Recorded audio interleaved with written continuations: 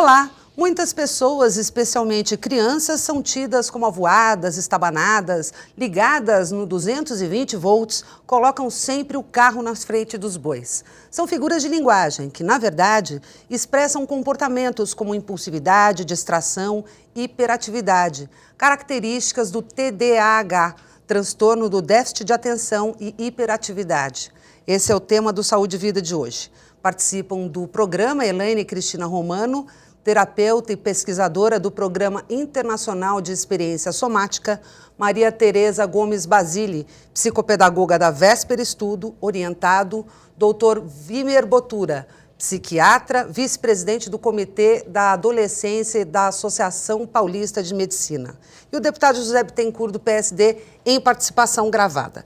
Obrigada a todos por estarem aqui hoje para participar de um programa super importante, porque tem gente que diz que não existe transtorno de déficit de atenção. Tem gente que diz que existe. Tem gente que pergunta por que só agora se fala nisso. Antigamente não tinha isso. Antigamente era uma criança levada, uma criança difícil, né? Então, a primeira questão seria exatamente por aí.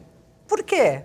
Que agora a gente tem um diagnóstico fechando, né? Se é que existe isso mesmo. Obrigada pela participação. Obrigada a vocês. É um prazer, obrigada pelo convite.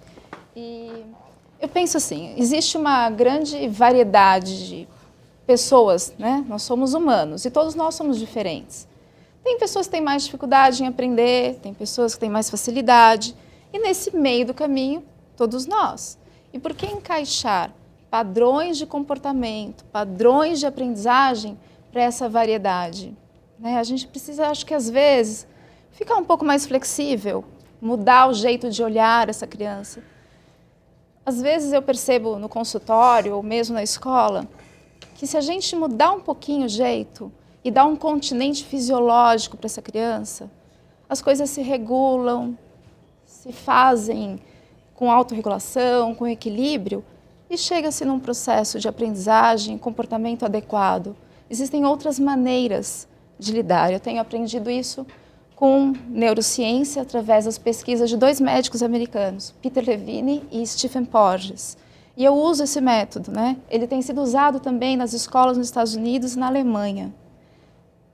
Mas aqui no Brasil é muito complicado, porque as escolas brasileiras ainda são extremamente preconceituosas com qualquer diferença. Com qualquer diferença. Essa é a questão. As pessoas apresentam muitas diferenças entre si. O TDAH existe, o déficit de atenção existe, a hiperatividade existe a associação do déficit de atenção com hiperatividade, que é muito comum. Com os avanços da neurociência, da psicologia, da biologia, da medicina, enfim, com todos os avanços do conhecimento humano, está comprovado que o déficit de atenção é uma hipoatividade do córtex cerebral, dessa parte frontal. Ela devido, em parte, a uma deficiência de um neurotransmissor, a dopamina. Então, a atividade fica comprometida, ela fica hipoativa. Então, isso está cientificamente comprovado. Agora, é muito difícil diagnosticar as crianças, diagnosticar os indivíduos. Então, isso exige uma equipe multidisciplinar, exige uma atenção muito atenta de quem está lidando com essas crianças. E as escolas estão despreparadas para isso. Completamente despreparadas para qualquer diferença. E se tem o TDAH, não quer dizer que a criança não possa ir para a escola, não possa se desenvolver. Aliás, muitos adultos têm e são profissionais brilhantes. Porque e muitos outros têm e se adaptaram aos sintomas e fracassaram em suas vidas. Pois é. Doutor Botura, obrigada pela participação. Não, e as pessoas acham que ele não tem nada, mas ele tem as sequelas comportamentais, as sequelas em autoestima, dado de um transtorno não tratado, eventualmente com adesão a drogas, com exposição a acidente, a marginalidade. O que a gente precisa olhar é que existem, o diagnóstico em neuropediatria e psiquiatria infantil tem uma margem de erro relativamente alta ainda. Porque na prática clínica a gente recorre a tabelas, a questionários, então isso tem muitas distorções da subjetividade. Então, existe essa margem de erro. Então, existem muitas crianças que são diagnosticadas com qualquer diagnóstico, pode ser de bipolar, ou hiperatividade, ou déficit de atenção, e que realmente não têm o transtorno. E existem aquelas que não são diagnosticadas e que têm o transtorno. Então, o que a gente precisa é afinar os critérios diagnósticos, né? E precisa levar o debate sobre essa questão da existência ou não do transtorno, etc., a um nível científico mais profundo.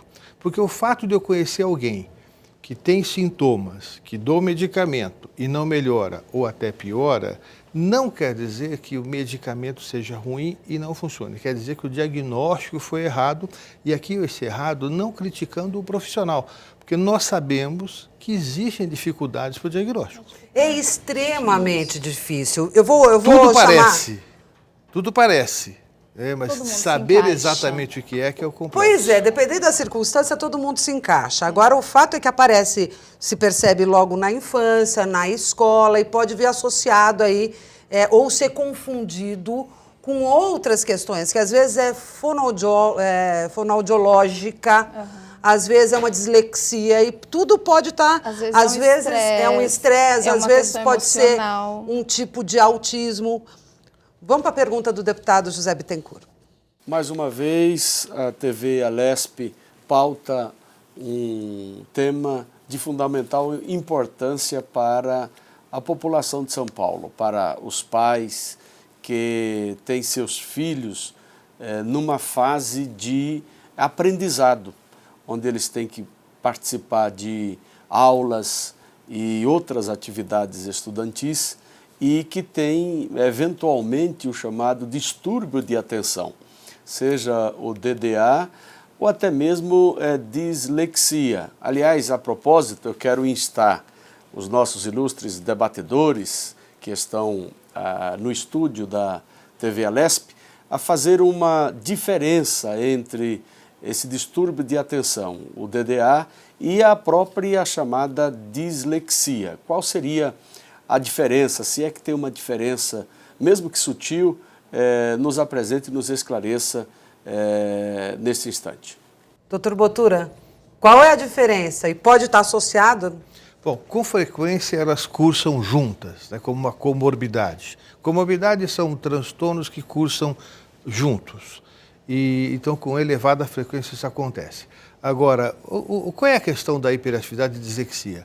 A dislexia se caracteriza pela dificuldade de compreender texto. Ela não é obrigatoriamente uma criança que é dispersa ou que é agitada, mas ela pode até dispersar, porque a dificuldade em compreender o texto gera uma atitude defensiva. Compreender o texto lido, né? Exatamente. E quando falado para ela, ela compreende perfeitamente bem. Exatamente, é da leitura. Então, o que acontece? Ela adota uma postura defensiva que pode gerar até sintomas de déficit de atenção, até sintomas de hiperatividade, mas como uma defesa contra a dificuldade em compreender texto. Então, muitas vezes é confundido o diagnóstico e se leva a tratamentos equivocados.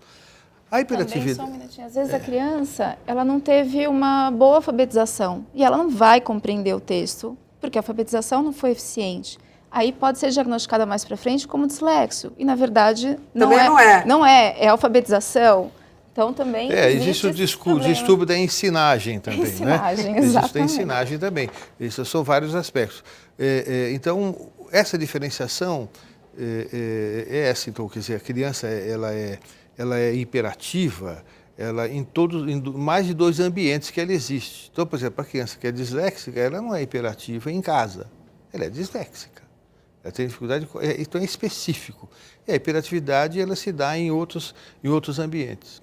Com frequência, o portador de hiperatividade, ou mesmo déficit de atenção, ele faz perguntas óbvias, repete coisas que acabaram de dizer, então eles acabam ficando vão sendo marginalizados. Os claramente não estava prestando atenção. E aí eles acabam sendo não convidados para as festinhas da família, vão sendo afastados, etc.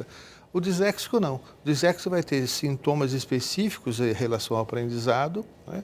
Claro que ele vai ter baixa autoestima, porque isso vai sentir-se inferiorizado, mas não tem os mesmos traços da déficit de atenção e hiperatividade. Na verdade, me parece assim, quando você consegue fechar um diagnóstico e tratando de maneira multidisciplinar, especialmente atendendo a necessidade, né, de novidade, de estímulo que tem uma criança com TDAH. Eu acho que você consegue até tirar o rótulo, consegue levar uma vida normal. Com certeza. É preciso respeitar as individualidades e esses distúrbios das crianças. Então, a primeira coisa é um bom diagnóstico. E segundo, um bom ensinante que consiga entender e respeitar as limitações que esse diagnóstico provoca. Agora, mesmo sem diagnóstico, voltando naquela questão, cada um. E, às vezes, aquele que é um pouco diferente vai ter dificuldade também, tanto quanto... Cada um aprende de um jeito, Pois cada é. um tem um ritmo. Por isso, quando se fala em diagnóstico, nós temos que pensar em 2 diagnósticos. O diagnóstico do transtorno em si, se é dislexia, se é descalculia, se é déficit de atenção e hiperatividade. E o diagnóstico situacional, Do ambiente. do contexto. Pode ser por exemplo, existe uma pesquisa que mostra que alunos de professores prolixos, aqueles que explicam o óbvio, repetem, perfeccionistas, têm mais sintomas de déficit de atenção que alunos de professores... Que não é a Qualquer criança, um então. perde a paciência, Não né? é? Começa a olhar para o teto, achar qualquer coisa mais exatamente. interessante. Então, o que é importante? Então, existem 2 diagnósticos. O diagnóstico do transtorno em si, sinceramente, não desfazendo, mas é muito simples, na verdade. A grande gravidade é o diagnóstico do contexto situacional. Entendi. É aquele que não tem e que é colocado ali. Encaixado. Não. É identificar qual é a dinâmica de aprendizado ou da relação familiar que pode estar fazendo aparecer sintomas sem que o transtorno exista, que possa estar agravando um transtorno que existe que seria menos grave e pode estar determinando uma série de dificuldades de tratamento. Outra coisa importante do diagnóstico, além dessa questão circunstancial, é tomarmos cuidado para que o diagnóstico não sirva para 2 coisas. Para acusação da pessoa, quer dizer, ninguém pode ser acusado por ser portador de qualquer transtorno. Claro. Nem o pai ou a mãe, se Claro. a questão for genética, ninguém tem culpa disso. Então, isso é uma coisa muito importante. E segundo, o diagnóstico e, eventualmente, a medicação não pode substituir o contato, a atenção, a percepção da pessoa. Porque a pessoa que se sente não percebida perto de um pai e de uma mãe, até preocupados em ajudar, ela vai desenvolver sintomas de qualquer tipo de doença. Até e não porque tem doença. ele quer aparecer, né? Então, uma precisa ser visto. necessidade aí, A né? criança ser que visto. apresenta algum distúrbio, ela está mostrando que algo não está bem com ela. A gente precisa aprender a ler a linguagem não verbal das crianças, que a maioria é não verbal. Ela está dizendo, não estou bem, preciso de ajuda, preciso de uma acolhida. Às vezes um lar briguento, os pais estão muito ausentes, o mercado de trabalho está tão exigente, que chega em casa, ele não tem nem fôlego e ânimo. E aquele papel social que a mãe fazia antes, já escovou os dentes, respeita o seu irmão, já conseguiu arrumar o seu material, deixa eu ver seu dever, está bem feito, ele não existe mais, ele está terceirizado. E a criança está perdida no meio de tudo isso. Eu uma vez recebi um questionário da Associação Brasileira de Déficit de Atenção para ajudar uma criança do meu consultório nesse diagnóstico, né? E a hora que eu vi o questionário, eu questionei, né? Tinha uma questão que era, não consegue brincar de forma calma. Que criança brinca de forma calma? Os idosos brincam de forma calma, joga paciência, tem limitações físicas. Criança, como que essa questão, eu fiquei surpresa com esse... Esse não pode ser o limitante do diagnóstico. Eu que estou no ambiente escolar, a escola tem que se preparar para receber os diferentes indivíduos. Todos os diferentes. Todos os diferentes. Todos os exato. diferentes. Temos a grande média, temos os indivíduos acima, com QI muito elevado, que também Bem ficam desadaptados. desestimulados também. Temos as pessoas com QI um pouco rebaixado e todas as síndromes. Não, e tem todas as aqueles dificuldades, das síndromes. altas habilidades, você tocou num ponto importante, das altas habilidades, porque a alta habilidade não quer dizer superdotado. Porque a pessoa pode ter uma alta habilidade em uma coisa e não tem em outra. outra. E a Na gente, escola- quando pensa em alta habilidade, já pensa em gênio da física, da química e da matemática. Não, pode ser ser da uma alta música. habilidade da música, pode ser da Exato. oratória, Da arte, da dança. arte. Pois é. Pois Então, a escola tem que se preparar também para lidar uma com... criança que tem um transtorno de déficit de atenção e hiperatividade pode ter alta habilidade. por Com exemplo. Com certeza. Para muitas com coisas. certeza. Pode não ter? Claro, Porque pra ele muitas gosta coisas. da novidade. Então, dependendo Não, e da aí- atividade que ele vai desenvolver, ele vai ser um E esse é um dos publicitário fat- e- provavelmente e esse brilhante. e esse é um dos fatores mais importantes para se preocupar em diagnosticar e levar a tratamento, quando for o que é tratável, porque a dislexia, por exemplo, não é tratável, mas existem coisas que pode se fazer para a pessoa ter menos prejuízos, né, e compensar as perdas. Por que isso é importante? Porque são pessoas com inteligência normal ou superior, com resultado de vida muito abaixo das suas possibilidades. E isso é importante entender, que isso repercute no PIB do país. Que o número de pessoas portadoras desses transtornos, agravados pela má abordagem da escola e da família principalmente, que é muito fácil responsabilizar a escola. Vão ficando à margem, mas a elas grande poderiam estar verdade desenvolvendo as suas potencialidades. Começa na família, né, antes da escola. Né? Muito bem, então isso gera tantas sequelas na vida das pessoas que vão culminar com um prejuízo enorme para a vida das pessoas. Isso é Nós verdade, vamos- professor. As escolas têm que dar mais tempo para essas crianças. Pois é, a gente Mas vai é voltar a pais. falar daqui a pouquinho sobre isso, porque não só o transtorno de déficit de atenção, mas a dificuldade que a escola tem de assimilar os diferentes. Mas daqui a pouco, no próximo bloco.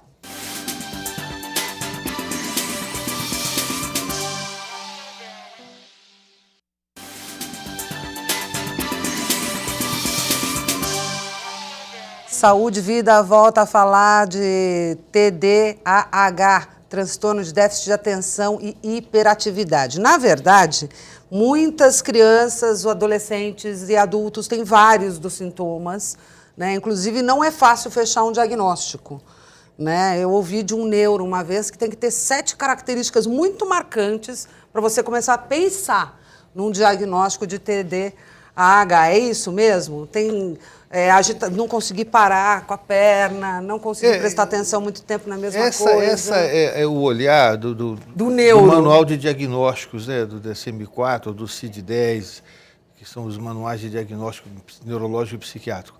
Eu acredito que isso é pontual, é o foco, mas não é tudo. É por isso que eu falei da importância do diagnóstico do contexto. Né? Porque a criança às vezes apresenta sintomas, por exemplo, mãe às vezes, muito angustiada e ansiosa, ela pode conduzir a entrevista de tal forma que o médico pode ser induzido a dar o remédio ou a não dar o remédio, dependendo de como a cabeça de quem informa funciona. Né? Então, a precisão do diagnóstico precisa ser da visão interdisciplinar. São vários olhares e diferentes olhares. Eu, como médico, tenho um vício de percepção. Eu tenho um olhar médico. Inevitavelmente, por mais que eu faça outras coisas, mas eu tenho um viés da minha atividade do dia a dia. A psicóloga, ela vai ter um viés de percepção dela como pedagogo. E a gente precisa, de alguma forma, nós, como profissionais... Juntar tudo isso. E temos a própria autocrítica de reconhecer os seus próprios vieses. Né? Porque isso vai fazer com que uma equipe interdisciplinar chegue ao fundamental para o diagnóstico, que é o laço terapêutico. É preciso que os profissionais de saúde e educação, inclusive a escola e as famílias, e principalmente quem está mais ausente desses momentos, que é a figura paterna, seja envolvida no diagnóstico. É importante isso, eu coordeno um grupo de famílias, um trabalho assistencial que eu faço na Associação Paulista de Medicina, de apoio a familiares, e assim, nós descobrimos o seguinte, que quando o pai participa do diagnóstico, do aconselhamento e do tratamento, as nossas chances de êxito aumentam 4 vezes. Porque há uma tendência, não é, Helene, dos pais de negação. Né? Negação. Principalmente quando você passa pela questão psicológica, tem sempre uma coisa de negação. E uma coisa de meu filho não é louco. E não é isso. Não é isso. Porque nós somos muito preconceituosos. E as crianças também. O mundo moderno tende a classificar os indivíduos pela sua média. Pois todos os acima e todos os abaixo ficam de fora tentando se Pois encaixar é. nesse E são padrão. todos normais. Pois é. E quando... São Aí- variações individuais. Aí, é que eu tô... É a diferença humana, né? Quando eu estou falando aqui do meu filho, não, veja bem, não é assim. Ele é ele não é assim um santo, né? Ele é meio agitado, quer dizer, uma criança agitada mais que o normal já não é normal. Né? Não é assim? Por que não é Uma normal? criança que pergunta mais do que deveria, teoricamente, já não é São normal. crianças mais trabalhosas. Por que é então a errado instituição tem que se questionar? preparar, a família tem que se A preparar. minha pergunta para você é por que é exatamente errado ser essa, Elaine. criança? Por que a gente tem na cabeça, e os pais, começa pelos pais, e depois vai para a escola, na cabeça que a criança bacana é aquela que é boazinha, quietinha, que faz tudo que O mandam, que pode que ser não muito mais questiona. perigoso como diagnóstico. Né? Porque um dos diagnósticos quê? mais preocupantes em psiquiatria infantil é quando a criança é adulto precoce, boazinha demais, submissa demais e Não cordata é demais. criança. Porque essa pessoa é indefesa.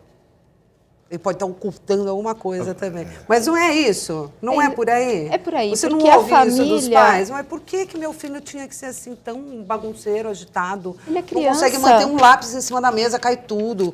Né? Vai abrir a mochila, cai tudo, para tudo quanto é lado. O Eu TDA, conheço- aqui, ó, eu, organização. deixando O cair TDA e o tudo. TDAH são agitados por natureza. Mas Tem um muitas crianças tem um são. foco de atenção menor do que o normal. Isso pela falta mesmo do neurotransmissor. Foco de atenção tem questões menor, ou médicas ele que presta explicam. atenção em mais coisas. Exato. Né? Como eu estava explicando, a falta desse neurotransmissor da dopamina faz com que os estímulos todos cheguem com muita facilidade.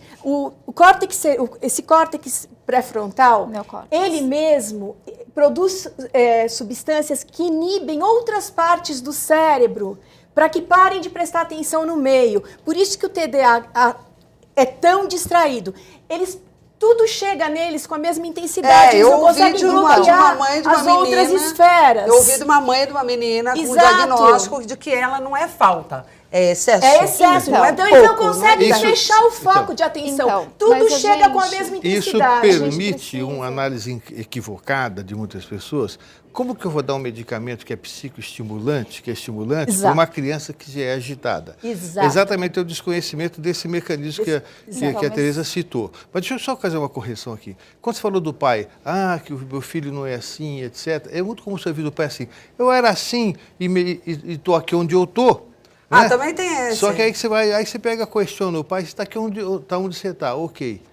Mas você está onde você poderia estar? Né? Porque ele se conforma assim, meu filho tem sintomas, como eu também tinha. Só que ele abandonou o sonho, abandonou a luta, se adaptou, se diminuiu. Se enquadrou. Se enquadrou, e aí ele não percebe isso. Então, por isso que é Que importante ele poderia olhar. ter desenvolvido outras Por potencialidades. isso que é importante olhar para o contexto, e até porque é o seguinte, existe o conceito que eu criei que chama-se o transtorno matriz e o transtorno filial. O que é o transtorno matriz? É aquele que tem a neurofunção alterada. Tem. Então você vai diagnosticar, vai tratar a pessoa melhor e a melhora é notável. Quem vê um caso desse fala santo medicamento e etc. Exato. E quer dar um medicamento na caixa d'água para todo mundo. Outra pessoa tem o transtorno filial. O que é o filial? Ele tem os sintomas, os comportamentos, mas não tem alteração neurofuncional. Ele tem os sintomas decorrentes de uma relação familiar em que não há escuta, em que há déficit de atenção do olhar de pai e de mãe para a criança, e ela vai ter sintomas. Aí você vai tratar, ela não melhora. Por isso o diagnóstico é tão difícil. Eu queria um ponto crucial. Só um minutinho, eu queria, antes de chamar a pergunta do deputado, eu queria que a Elaine falasse que ela está tentando, que não está conseguindo. Então, às vezes, questões da primeira infância, um susto, uma coisa violenta na televisão, um lar briguento, isso desestrutura o sistema límbico, a criança perde a autorregulação do sistema límbico e do tronco cerebral. Então, e essas funções não passam para o neocórtex, que é a razão. Então, ela tem comportamentos que estão ali, ela está comunicando que alguma coisa não está bem. E ela não tem uma linearidade, não consegue explicar o que está acontecendo. A gente precisa ler isso. E existem outras formas não medicamentosas. Não estou negando déficit de atenção, hiperatividade, neurológico. Não, mas eu acho que não dá para tratar só com remédio. Isso aqui já mas tá meio... existem casos, como o Dr. Botura falou, que às vezes é filial. E que o remédio não vai Dispensa o resolver. remédio. E os remédios têm efeitos colaterais. E efeitos colaterais severos, né? De levar à drogadição Isso e eu não outras concordo. coisas. Antes não concordo. antes Como da todo gente continuar, remédio, Não leva a drogadição. eu queria chamar outra pergunta Pesquisa do americana. deputado, que trata exatamente da questão dos pais, que muitas vezes ficam perdidinhos da Silva quando dizem para eles que é um transtorno e que pode ser tratado, mas que eles vão ter um papel crucial. Vamos ver. Novamente, nós perguntamos aos nossos debatedores a respeito dos pais, não é? Como os pais, especialmente a mãe, que às vezes convive muito com os seus filhos, como também os próprios pais, como podem enfrentar esta situação. Seria uma espécie de estratégia para minimizar o problema, não somente na questão de relacionamento, mas na questão da alimentação ou algum outro tipo de encaminhamento médico-psicológico. Seria essa a nossa indagação.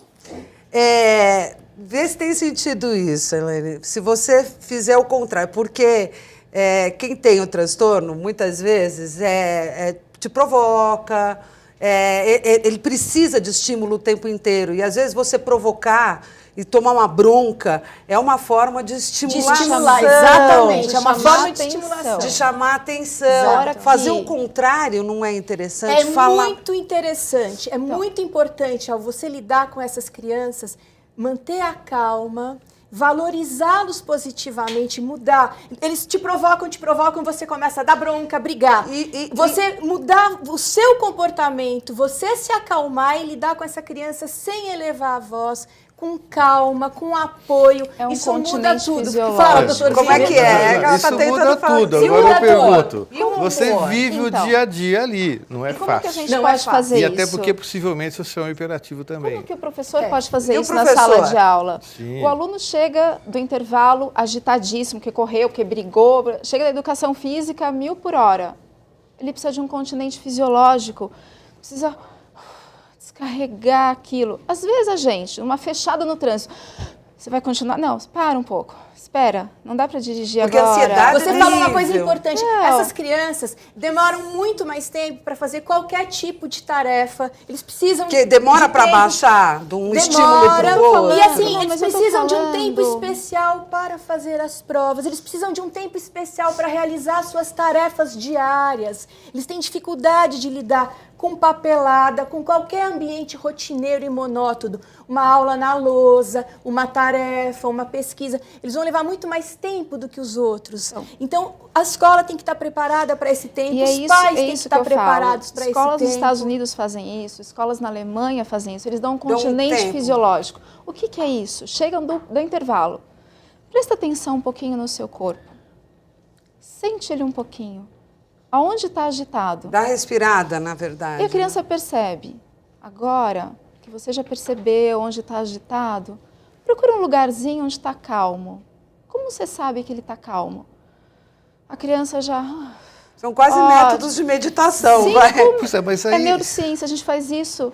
Mas é em verdade, experiência funciona. somática. É isso que eu faço Mas no aí- consultório, pois é. além de jogos e brincadeiras, onde a criança descarrega aquela tensão, descarrega entre aspas, aquela tensão que foi para o corpo e que não chegou no neocórtex e que ela está ali e não pois é, sabe. mas aí nós estamos explicar. diante de uma pessoa que não tem o transtorno matriz. Não, mas Sim, é o quem filial. tem também Ok, dá ok. para lidar, Não, assim. dá para lidar. Dá, O melhora deputado perguntou bastante. que E os sugestão pais? dar aos pais, ok? Né? Para minimizar. Eu diria até, mais do que minimizar os sintomas, é para que as pessoas não tenham complicações de uma abordagem equivocada da família, da escola e das autoridades de uma forma geral, do médico, etc. Então, a coisa mais importante passa por dois aspectos. A primeira coisa é a observação. Os pais e a escola têm muita pressa em intervir, muita rapidez, tem que intervir e fazer alguma coisa. Tem que resolver. Pois é como as pessoas têm muita ansiedade em tratar, eu digo, precisam perder muito tempo no diagnóstico. Não, isso é Depois bobagem. tratar. Tem que perder tempo. Diagnóstico no bem feito é diagnóstico. tudo. E da mesma Procurar forma, vários profissionais. dedicar um tempo à observação e à escuta. Qualquer pessoa que estiver perto de alguém que não se sente percebida, não se sente escutada, ela vai desenvolver sintomas, e sintomas de semelhança à hiperatividade são bastante pertinentes nessa situação. Então, qual é a orientação para os pais? Primeiro, observe muito, escute muito se interesse pelo assunto que a criança traz. Não é demonstrar interesse como se não se interessasse. Isso é fundamental. Ah, demonstra interesse. Ah, então demonstra interesse. Não é isso. É interessar-se, interessar-se efetivamente pelo que a criança traz. Porque muitas vezes uma criança muda todo o procedimento se ela percebe que alguém a percebeu. Se ela é acolhida. Isso acalma, dá tranquilidade, porque muitas vezes os sintomas de hiperatividade são sintomas de medo, de tristeza. Claro, Exato. claro. Angústia. De angústia. Um ponto muito importante, a escuta, a calma e o respeito a cada individualidade. Qualquer indivíduo, quando se sente respeitado, se acalma, ele tem que ser respeitado, valorizado e enxergado. O senhor falou muito bem. Nós vamos novamente para um rápido intervalo, a gente vai voltar a falar da importância das atividades, né, para uma criança que tem um transtorno de déficit de atenção e hiperatividade, porque, ao contrário do que se pensa, mesmo ela demorando para fazer as atividades formais, ela pode ser muito ágil para fazer outras coisas. Aliás, ela é, Muito. né, mas isso daqui a pouco, no próximo bloco.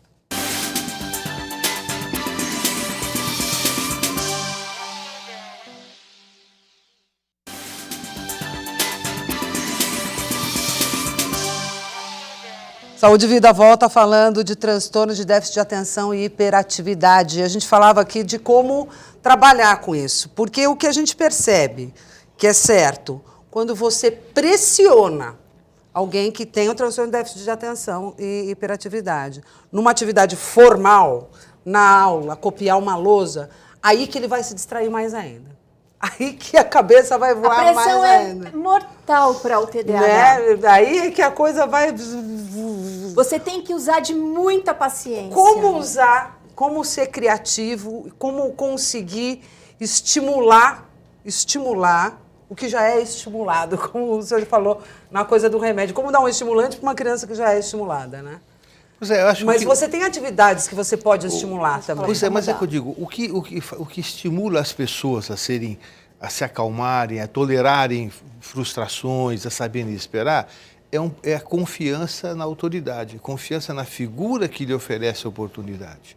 Então, se eu desenvolvo isso, a criança vai desenvolver também a capacidade de suportar e tolerar mais. Mesmo o hiperativo, em circunstâncias que ele quer muito, ele consegue se concentrar, tem o hiperfoco que chama, né? Então, o que acontece?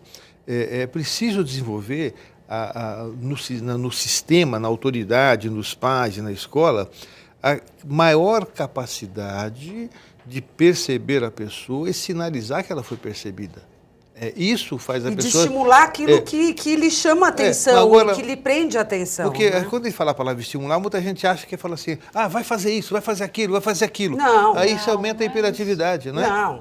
Isso é mais importante traduzir para as pessoas, que as pessoas tem que estimular a criança. Então, filho, acorda cedo, vai fazer isso, faz aquilo. Naquilo que ela Isso aí quer. é Eu que sou da área de educação, Não a é primeira isso. coisa é acolher bem o indivíduo. Como disse o Dr. Firme, escutar, acolher e receber o que você está vendo, seja o que for, e a partir disso lidar com o indivíduo, com muito afeto, desenvolvendo um vínculo de confiança. Vínculo, essa é a palavra. Acolhimento e vínculo são E a questões escola fundamentais também. e são questões construídas. Você não tem vínculo pronto. E é Esse vínculo é importante estabelecido no dia a dia. perceber essas habilidades, né? Eu acho que a escola precisa mudar também. Algumas, não estou dizendo todas, mas a maioria das escolas eu acredito que ainda está muito conteudista naquela aula expositiva, dialogada e só. Faltam outros estímulos, falta mais laboratório, falta estudo do meio, falta trabalhar com projetos. Tem uma criança com vivacidade ali dentro e querer que ela fique ali. Às vezes ela está 4 horas sentada, ela não aguenta mais. Pois é, e existe uma diferença também entre a produção escrita da criança e a produção oral. Com certeza, são outras Né? habilidades e Exatamente. competências Você que pode precisam ter ser uma produção trabalhadas. oral maravilhosa, compreender e saber explicar e se expressar oralmente, Oralmente. que é uma habilidade fabulosa para o mundo que a gente vive, e não conseguir fazer isso, botar isso Pois no é, Isso olha, é muito Isso é comum na ensinado. escola. Eu tenho um Isso caso tem que ser recente. ensinado. Tem que ser Isso ensinado. acontece com muitas Ninguém crianças nasce sabendo que tem o isso. transtorno de déficit de atenção, que muitas vezes ela está entendendo, sim, mas Sim. do jeito dela Sim, e na eu vejo velocidade crianças dela. que Isso- parecem Eu tenho- desligadíssimas, de repente ela fala um negócio e falo, nossa, ele estava ouvindo. ele tem assim aquela sacada. Tem um caso recente, um homem de 44 anos, que foi a vida inteira tratado com um monte de diagnósticos e nunca ninguém chegou a diagnóstico de transtorno de déficit de atenção. Bipolar também, né? Muitas vezes Bipolar, acho que etc. E descalculia. O que aconteceu com esse homem? Ele tinha uma vida muito complicada. Quando foi feito o diagnóstico, começou a se tratar, ele é jornalista, mas ele nunca conseguiu se vincular ao emprego. Aí ele arranjou um emprego bom, tem trabalhado, e começou a fazer uma pós-graduação, uma das faculdades tops aqui. Muito bem. O que acontece? Ele tinha uma matéria de economia. Tudo que fosse texto, ele tirava 9 e 10. Aquilo que era matemática, ele ia mal, acabava fugindo e etc., porque entra em refuga, etc. Mas o que aconteceu? Ele mandamos uma carta para a faculdade informando o que é descalculia, a faculdade pesquisou, viu que existe e lhe deu uma oportunidade para lidar com a matéria de economia e matemática de uma forma diferente do que os outros usam. Muito bem, ele é um homem extraordinariamente inteligente. 9 e 10 em tudo que é texto. O senhor tocou no Não evoluía por causa ficaria reprovado numa matéria que é uma dificuldade. As escolas têm que se flexibilizar para atender os diferentes. Por exemplo, então, isso que é importante. Hoje Então, ainda essa existe a pessoa figura do foi acolhida conselho que nisso aprova, né? e está superando. Isso. Né? Isso é muito comum. O indivíduo com dislexia ele tem que ter mais tempo para fazer a prova. A escola tem que dar mais Ou tempo. de outro, Muitos por outro têm que fazer uma prova mecanismo. assistida. Alguém tem que falar Ou oralmente para o aluno, no verbal. Os indivíduos são diferentes, a escola tem que estar preparada, como essa escola fez muito bem. Eu queria colocar uma pergunta do deputado agora na rodada, porque ele trata exatamente da questão das políticas públicas. Nas escolas, se as escolas estão preparadas para isso, né? Se as escolas particulares não estão, quanto mais as escolas públicas. Vamos ouvir o deputado. Mais uma indagação que acho fundamental para esclarecimento dessa temática. E, dado a experiência dos nossos ilustres convidados e debatedores, qual seria a política que o Estado tem, a rede pública estadual de ensino, quando detectando uma situação de déficit de atenção, seja o DDA, seja dislexia ou uma outra, talvez, patologia nesta área? Qual é a política do Estado? O que é que vocês podem falar em termos de experiência do dia a dia, ou a experiência vivida no dia a dia, quando concretamente alcança um caso desta natureza? Doutor Botura, não tem, né? Não, a gente seguinte, falava aqui da dificuldade do diagnóstico, até da dislexia. Existem alguns países e alguns estados do Brasil que aprovaram políticas de atenção a esses portadores. Pode não ser as melhores, mas é melhor ter essas políticas e não tê-las. Infelizmente, no estado de São Paulo, isso não foi aprovado ainda, teve algumas dificuldades. E aí que entra a importância da gente levar o debate desse assunto para um nível científico das questões, né? É preciso que se aprofunde isso para que o Estado possa ter informações consistentes para criar políticas de atendimento que seguramente serão incompletas, seguramente serão complexas, porque a dimensão do problema é muito grande. Então, mas de qualquer forma, são passos importantes. Eu, pessoalmente, desenvolvo um trabalho na Associação Paulista de Medicina, que também é gratuito para as pessoas, que é um sistema de videoconferências. Uma vez por mês, a gente passa uma videoconferência para quem quiser acessar, nos lugares mais remotos do país, acessar, estimulando aos profissionais de saúde e educação a criarem núcleos de estudos e debates sobre o assunto em suas localidades, envolvendo professores, psicólogos, pedagogos, familiares, médicos pediatras, porque o médico pediatra, nesse processo, é o mais importante. Porque o número de psiquiatras e neuropediatras é muito baixo ante a necessidade do país. E o médico pediatra é o médico que tem mais penetração no Estado, nas cidades, e é o médico que tem mais confiança da família. Então, para quê? Para criar núcleos, mas é para importante, gerar... então. São Paulo carece disso. São Paulo carece e quase todos os nossos estados carecem ainda disso. Alguns estados já começaram a se adiantar nisso. Mas só começaram, ainda falta muito. Estamos longe ainda. A gente nem falou aqui Esses grupos são fantásticos, porque todos esse tipo de trabalho exige uma visão multidisciplinar. Tem que ser multidisciplinar. Eu queria perguntar exatamente isso. Onde é que entra o fonoaudiólogo, por exemplo, que tem um papel fundamental. Claro. Porque às vezes é um processamento auditivo. às vezes importante para fechar o diagnóstico. Na verdade, terão que chegar às escolas públicas psicólogos, psicopedagogos, fonoaudiólogos, médicos pediatras. A ideia do médico pediatra é muito importante, porque é ele que vai ter contato com a maioria das crianças. Ele é o As escolas cara. vão fazer uma Ele é o formação cara, ele é o melhor cara. de professores. Os professores estão muito despreparados. Chega uma criança com diagnóstico, o professor faz o quê? Essa é que tem o diagnóstico. Quando não tem, E então... quando nem tem, e às vezes não tem, às vezes é uma questão filial mesmo, é uma questão emocional, um lar desestruturado, e a criança está lá pedindo socorro, e aí vem também um diagnóstico que às vezes não é. Então isso também às vezes complica e não ajuda. Então assim, às vezes eu acho que os pais, eles devem procurar outras formas, escutar os filhos, como o doutor falou, acolher, procurar outras maneiras de trabalhar, e o último recurso, a medicalização. É, eu que penso existem assim, Mas eu países- estou pensando em termos de política pública, como É, o deputado política pública é falou. importante, é. Tem que chegar à escola pública Uma um número formação, maior de tudo. recursos, Então, profissionais, profissionais, e a formação do qualificados para professor. poder lidar com isso. E esses grupos de discussão são fundamentais. Mas a As gente pessoas têm sabe que conhecer. a que, formação do que professor. uma criança com déficit de atenção rende muito mais se ela desenvolver as habilidades dela naquilo que chama a atenção delas. Ela Né? precisa Isso de interessa. estímulo. De estímulo. Então, por Como qualquer exemplo, na criança. arte isso ajuda muito. A dança ajuda, o teatro A ajuda, música. o canto ajuda, a música ajuda. O esporte. Essa menina que eu falei que a mãe comentou comigo, que é excesso de atenção, ela faz balé clássico, ela faz balé contemporâneo, ela faz teatro, ela decora texto numa texto. velocidade super rápida. Como é que tem déficit de atenção? Mais rápido do que um... Tem. E é muito É importante. diagnosticado, É muito diagnosticado. importante estimular e Pois valorizar é. as Mas, habilidades aí- desse tudo isso, indivíduo. ela melhorou o desempenho dela na escola formal, né? Porque ela liberou as Agora, tensões. então, em Pois é. termos de políticas públicas, a gente precisa dar subsídios, né, para o Estado criar mecanismos de atendimento. O médico pediatra ele é fundamental nisso.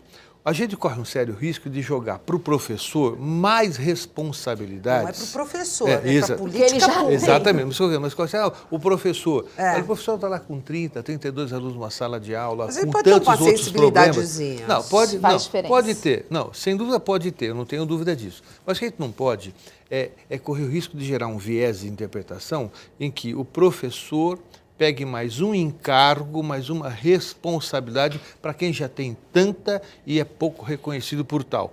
Por isso é importante que se crie esses trabalhos em grupos interdisciplinares, porque nós temos que influenciar primeiro a família. Isso é importante, porque a família que tem problemas, ela empurra para a escola, empurra para o professor a sua responsabilidade. Exato. Então, nós temos que começar onde a coisa começa. Em casa. É pai e mãe e principalmente pai. Doutor Botura, o senhor está dando o seu toque final aqui, porque o programa está chegando ao fim. Eu acho que o senhor foi muito preciso. Pai e mãe, especialmente o pai. Isso que você acha que o senhor É o caminho. é o recado. É o caminho. Seja qual for o diagnóstico, tendo ou não. Qualquer diagnóstico. O problema é que muitas vezes não se encontra o pai. Né? Não se sabe quem é. Né? Mas quando ele existe, tem identidade e é localizável, vamos trabalhar com esse cidadão. Porque ele é Com a muito família, importante. né? Muito obrigada pela participação. Obrigada pela participação. Obrigada a vocês pelo convite. Dê o seu toque final. Eu acho que os indivíduos têm que ser respeitados em sua individualidade. E tem que ser criados mecanismos para atender e desenvolver cada um dos indivíduos como eles são. A dignidade do ser humano acima de tudo. Muito obrigada pela participação. Elaine, muito obrigada pela participação. Obrigada a Suas vocês. colocações. E pais, né, acolham as crianças. Elas, quando não estão bem, elas estão mostrando, algo não está bem, me ajuda. Ela está pedindo ajuda, porque a hora que seu filho desiste de você, a hora que ele fica quieto, ele acha que você não tem mais recursos. Então, enquanto ele está lá, ele acha que você pode dar conta. E pode mesmo.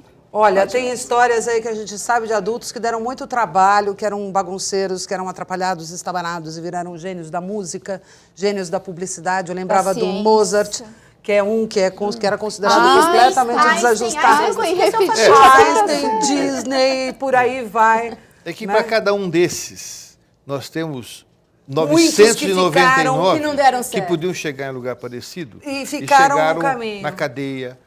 Né? No alcoolismo, No- ok, na quer dizer, drogadição. exatamente. Tá aí. Pais, atenção, muita atenção. Ser diferente não é ruim.